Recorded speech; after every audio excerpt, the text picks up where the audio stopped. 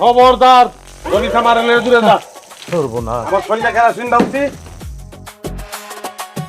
এই যে লাইটার আমার হাতে খালি জ্বালায় দিমু আমি কিন্তু নিজেরা জ্বালায় দিমু আর আমি মইরা গেলে আপনারা দায়ী থাকবেন লিগা কথা কিন্তু যুক্তি আছে বুঝছেন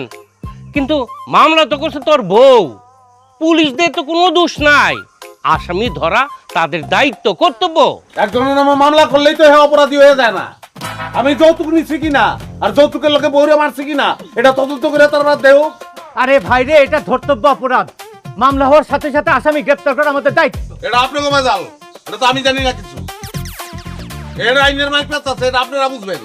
আমি কি লেগে জেলে ঢুকবো আমি অপরাধ যদি না করি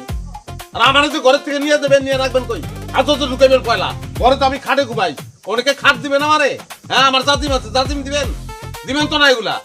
আমারে দিয়ে দিবেন জেলে কে লিগা আমি বকন উকিল লিগা আমার মান নাই ইজ্জত নাই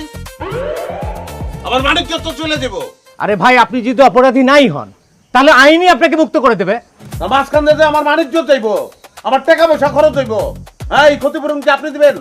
আপনি আরে আমি দেবো কি করতে না পারলে ধরতাইছেন গিলিকা গেলেকে ধরতাইছেন লইয়া তো দেবেন জেলে ঢুকাইবেন